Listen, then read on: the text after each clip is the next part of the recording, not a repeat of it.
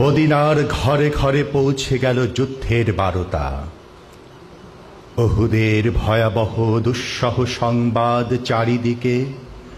প্রিয়জন হারানোর চাপা কান্না জমা হয় বুকে। জিজ্ঞাসিছে জনে জনে নারী এক রসুলের কথা। কেমন রয়েছে তার প্রিয়তম হৃদয়ে রসুল।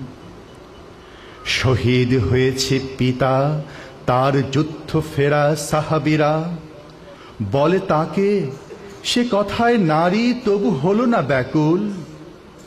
রসুলের জন্যে শুধু পেরেশানি, প্রাণান্ত অধীরা। পুনর্বার বলা হলো শহীদ হয়েছে ভ্রাতা তার। রমণীর কণ্ঠ থেকে ঝরে শুধু রসুলের দরদ। বলা হলো অবশেষে শহীদ হয়েছে পুত্র স্বামী।